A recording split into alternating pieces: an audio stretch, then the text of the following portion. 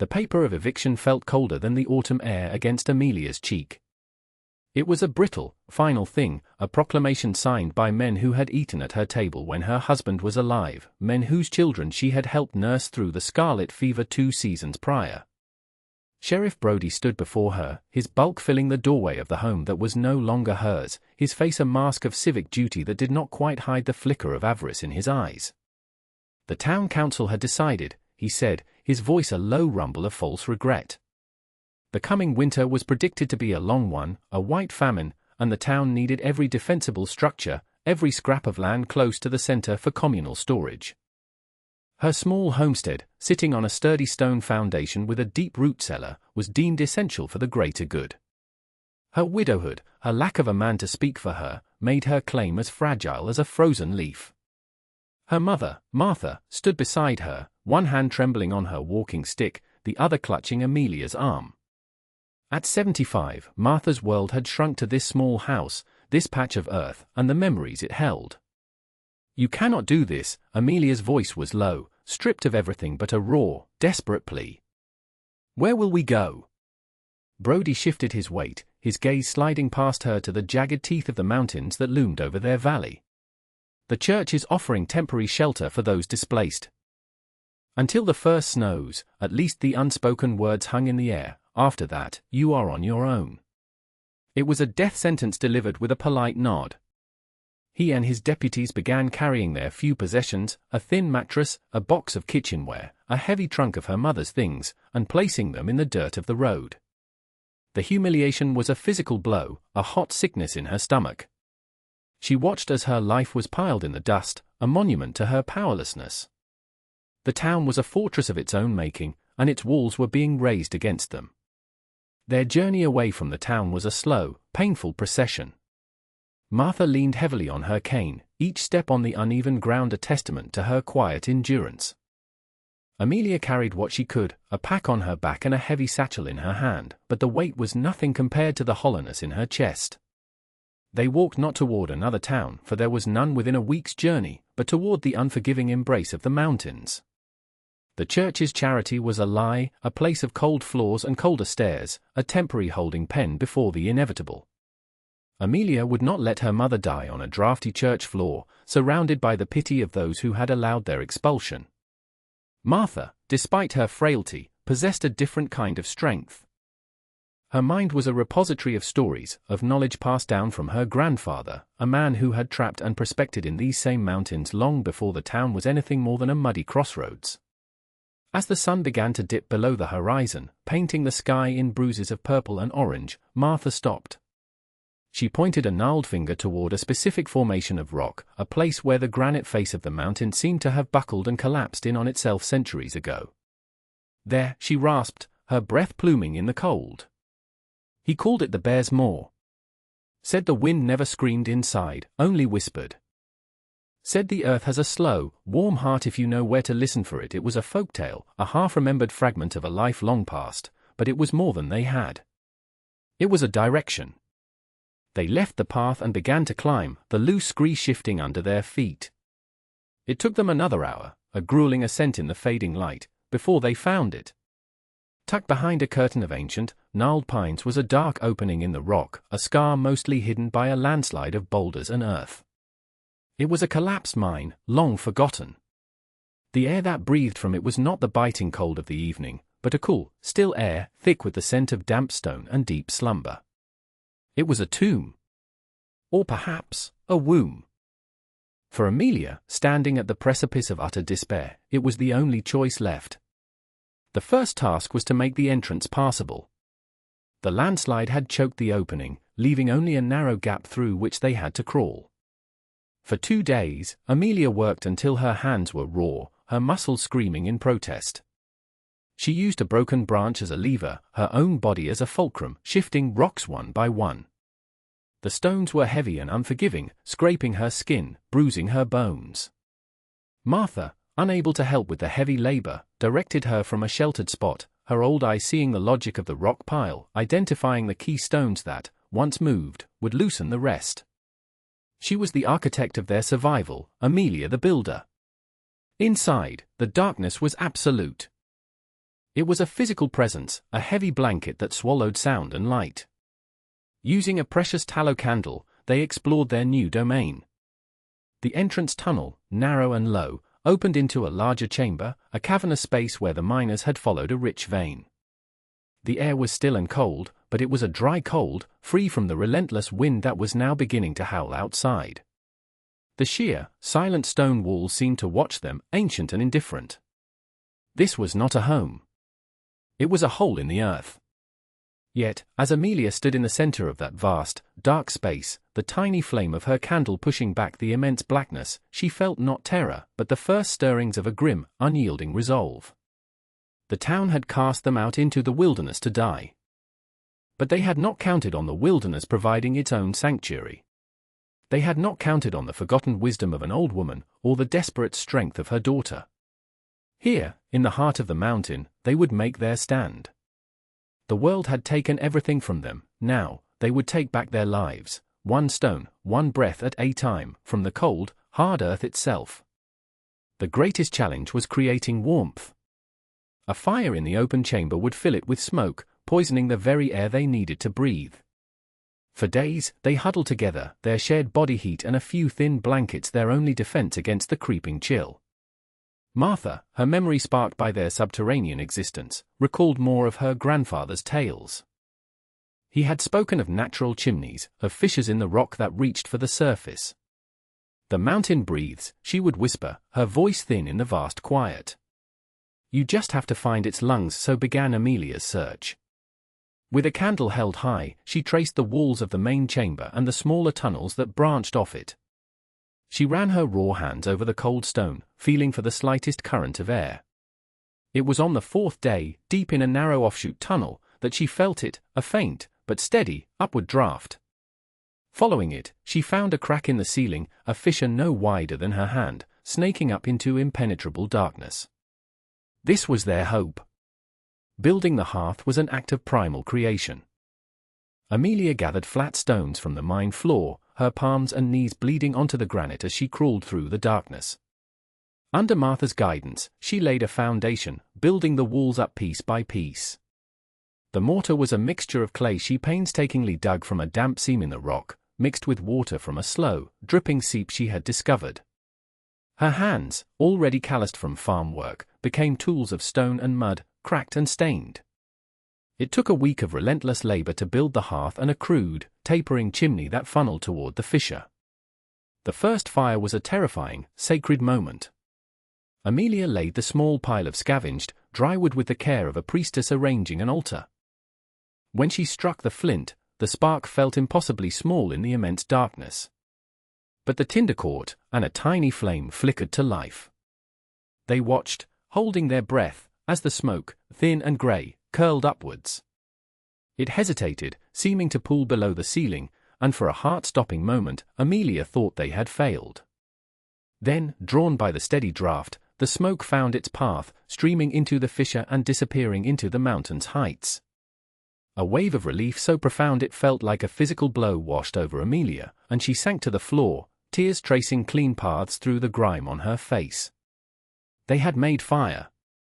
They had brought a sun into their stone world.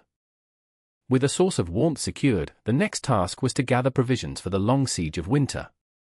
The days were growing shorter, the air sharper. Each morning, Amelia would leave the relative safety of the mine and venture out, her senses on high alert. The mountains that had once been a picturesque backdrop to her life were now a larder and a threat.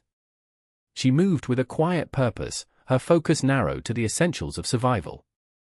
She gathered the last of the hardy autumn berries, their skins tough and their flavor a tart burst of defiance against the coming frost. She dug for cattail roots in the icy mud of a mountain stream, her hands turning numb in the frigid water. She learned the subtle signs of life in the forest, the track of a snowshoe hare, the disturbed pine needles that marked the burrow of a marmot. She set simple snares, fashioned from cordage she unraveled from a tattered grain sack, and checked them religiously. Some days she returned with nothing, the gnawing emptiness in her stomach a mirror of her failure. On other days, she would come back with a brace of rabbits or a plump grouse, and the small victory felt monumental. During one of these foraging trips, she encountered a hunter from the town, a man named Marcus. He watched from a distance as she meticulously dug for roots, his expression a mixture of pity and contempt. "You're still out here," he called, his voice carrying an edge of disbelief. "Brody said you'd be gone in a week." Amelia did not reply, simply continued her work. "There's nothing out here for you," he continued, gesturing at the sparse landscape. "The town storehouse is full to the rafters. We'll ride out this winter in comfort. You're just starving slow." He turned and left, his confident stride a testament to the foolish certainty of the town. Amelia watched him go, his words a cold stone in her gut. They believed their strength was in their high walls and their communal hoard. They saw her as a desperate scavenger, a ghost already haunting the edges of their world. They could not comprehend that her strength was growing in the opposite direction, not by hoarding, but by adapting, not by building walls, but by finding shelter within the earth itself. That night, as she and Martha ate a thin stew of rabbit and roots by their small, steady fire, the hunter's words echoed in her mind. Let them have their comfort, she thought. Let them trust their rafters. They had forgotten the mountain. And the mountain did not forget. The final preparations were a race against the sky. The clouds grew heavy and low, hanging over the valley like a shroud of grey wool. The wind lost its autumn crispness and developed a sharp, biting edge that promised ice. Amelia worked with frantic energy, sealing their world against the coming onslaught. She wove a thick, heavy mat of pine boughs and packed it with mud and moss, creating a crude but effective plug for the mine entrance. It was too heavy to move easily, a semi-permanent seal. Once it was in place, they would be entombed until the spring thaw. The last thing she brought inside was a massive pile of firewood, stacked high along one wall of the chamber, the product of weeks of back-breaking labor. When the last log was in place, she and Martha stood at the entrance, looking out at the world for what might be the last time. The sky was the color of slate, and the first snowflakes, large and delicate, began to drift down. There was no ceremony. Amelia simply rolled the heavy stone they had chosen as a final brace and helped her mother push the dense, earthen plug into place. The last sliver of grey daylight vanished, and they were plunged into the familiar, complete darkness of the mine, the silence broken only by their own breathing. They lit a candle.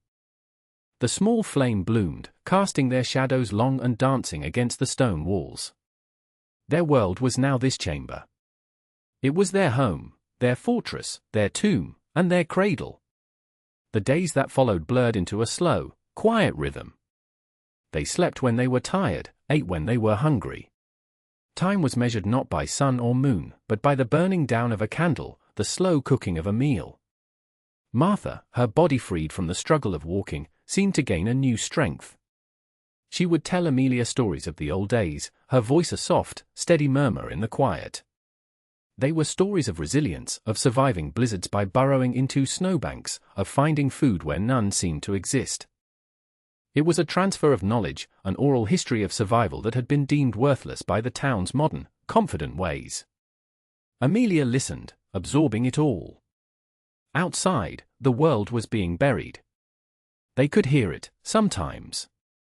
A low, continuous moan as the wind raged over the mountain, and a strange, deep groaning from the rock around them as the weight of the snows above grew immense. They were safe, warm, and fed. They were two women in a cave, with nothing but a small fire and a collection of old stories, and they were weathering the storm that was meant to kill them. The long winter arrived not as a storm, but as a siege. For weeks, the snow fell without ceasing, a relentless, silent assault that buried the valley in a deep, white ocean. The wind, a constant, shrieking predator, scoured the landscape, piling the snow into mountainous drifts and carving fantastic, cruel shapes from the ice. In the town, the initial confidence began to curdle into fear. The communal storehouse, the symbol of their security, became their first failure. The sheer weight of the snow on its roof was more than the builders had ever anticipated. One night, with a great groan of tortured timber, the main support beam cracked, and a portion of the roof collapsed, burying a third of their grain and salted meat under a mountain of snow and splintered wood. Panic set in. The carefully rationed supplies were suddenly in jeopardy. The men organized digging parties, but it was a fool's errand. The cold was a living thing, so profound it seemed to leach the heat directly from their bones. Exposed skin would freeze in minutes. The wind drove the snow back into any cleared space as fast as they could shovel it away. Their vast woodpiles, stacked high against the outer walls of the town, were buried under 20-foot drifts, the wood itself frozen solid and saturated with ice, refusing to burn properly, giving off more smoke than heat. The houses grew cold. Food became scarce. The very systems Sheriff Brody had championed as their salvation were failing one by one. Their fortress had become a trap. Inside the mountain, Amelia and Martha knew nothing of this. They knew only the deep, abiding quiet of the earth and the steady warmth of their fire. The deep groans of the rock around them were their only news from the outside world. Amelia would sometimes press her ear to the stone wall, trying to decipher the language of the mountain under siege. She felt the immense pressure from above, the vibration of the wind tearing at the peaks, and she felt a profound, humbling gratitude for the stone that sheltered them. Her world was small, lit by a single flame, but it was secure. The town's world was large, but it was collapsing. The arrogant authority of men like Brody was being ground to dust by the patient, implacable power of the winter, a force they had sought to command rather than respect. The breaking point for the town came when the sickness started. A deep, racking cough began to spread through the cold, crowded houses. Children were the first to weaken, their small bodies unable to fight the cold and the hunger. The town doctor was helpless, his medicines frozen, his knowledge useless against the brute force of starvation and hypothermia. Desperation gave way to terror. The community, once united in its smug security, began to fracture. Families hoarded what little food they had, eyeing their neighbors with suspicion. The authority of Sheriff Brody, built on promises of safety and order, evaporated like breath in the freezing air. He was just another cold, hungry man, his badge a meaningless piece of tin. It was he who finally made the decision. It was a desperate gamble, an act born of absolute hopelessness. He gathered a small group of the strongest remaining men. Their mission was not one of rescue, but of discovery.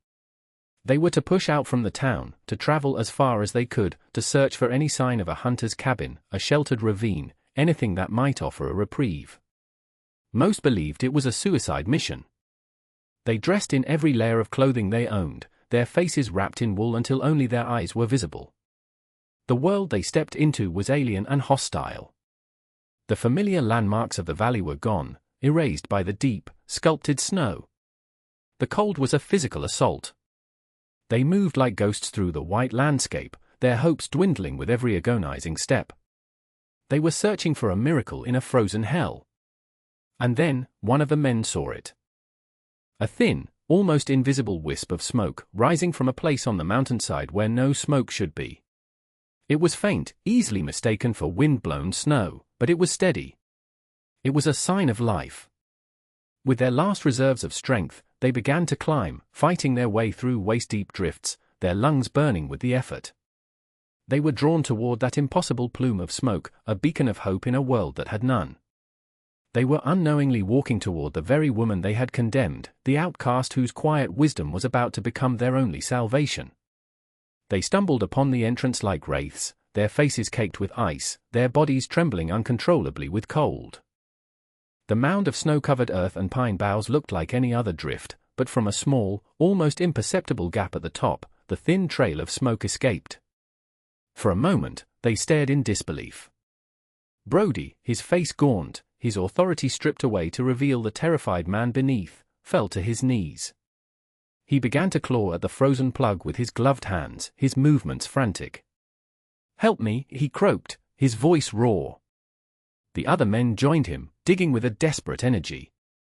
It took them nearly 10 minutes to clear enough of the plug to reveal the solid, frozen earth beneath. Brody hammered on it with his fist. The sound was a dull, flat thud. "Hello," he shouted, his voice cracking. "Is anyone in there? In the name of God, help us!" Inside, the sound was a faint, muffled drumming. Amelia and Martha froze, their meal forgotten. It was the first sound from the outside world they had heard in months. Amelia grabbed a heavy piece of firewood, her heart pounding. She moved to the entrance, listening. She heard the voice again, distorted by the earthen barrier, but recognizable. It was Sheriff Brody. A storm of emotions washed over her: fear, anger, a bitter, triumphant irony. He had come to her. The man who had thrown them out to die was now begging for entry. She looked at her mother. Martha's face was calm, her eyes clear. She gave a slow, deliberate nod. There was no hesitation, no thought of vengeance. There was only the quiet certainty of what must be done. Amelia took a deep breath. With immense effort, she rolled back the inner stone brace and began to push at the heavy plug. It gave way slowly, grinding against the frozen earth. A sliver of blinding white light cut through the darkness, and a blast of impossibly cold air rushed in. She pushed the plug aside just enough to create an opening. Sheriff Brody was kneeling in the snow, his face a mask of shock and awe. He stared at her, then at the warm, firelit space behind her. He saw the stacked firewood, the drying herbs, the simmering pot. He saw not a desperate hovel, but a sanctuary. "Amelia," he whispered, his voice breaking. "We were wrong. We're dying. Please." Amelia did not answer with words. She simply stepped back, holding the opening wider, and silent invitation. Brody and his men crawled through, one by one, collapsing onto the stone floor just inside the entrance. They were specters of men, their beards and eyebrows thick with ice, their skin a deathly pale. They huddled together, shivering, their eyes wide with the shock of the warmth, the sheer impossibility of this place. The contrast was stark, the vast, howling white death they had left behind, and this small, quiet, life-filled cavern. The warm air, thick with the smell of wood smoke and savory stew, was a balm to their frozen lungs. Amelia pushed the plug back into place, sealing the world out once more. She then ladled stew into bowls and handed them to the men. They took them with trembling hands, weeping openly as the hot broth touched their lips. They were not lawmen or town leaders, they were just cold, starving survivors. Later, when they had recovered some of their strength, Brody told her everything. He spoke of the roof collapse, the buried wood, the sickness, the children. His voice was stripped of all its former pride, filled only with a deep, bottomless shame. "We thought we were so smart," he said, his gaze fixed on the fire. "We built walls, we made plans. We thought we could command the winter. You listened to it instead." Martha, who had been sitting quietly by the fire, spoke for the first time. "The mountain provides for those who respect it," she said, her voice soft but firm. "It takes from those who think they own it." The next day, guided by Brody, Amelia helped the men clear a path back to the town. They brought back the weakest first, the children, their small bodies wrapped in blankets, their faces pinched with cold. The mine became an infirmary, a refuge. Amelia and Martha shared their stores of food, their knowledge of which roots and barks could be made into a tea to soothe the coughs. The townspeople, humbled and grateful, followed Amelia's lead. They learned to work with the mountain, not against it. They learned to dig for the frozen wood in a way that caused small, controlled avalanches, revealing the stores beneath. They learned the forgotten wisdom that Martha had preserved. The power structure of the valley had been irrevocably altered. It was no longer a town ruled by a sheriff, but a community led by the quiet, resilient widow they had cast out. As the long winter finally began to release its grip and the first signs of spring brought meltwater trickling down the mountainside, the people looked at Amelia not with pity, but with a profound reverence. She had not sought power or revenge. She had simply chosen to survive, and in doing so, she had saved them all. Her quiet triumph was not in their defeat, but in their shared rebirth, a new community forged in the warm heart of the cold, unforgiving mountain.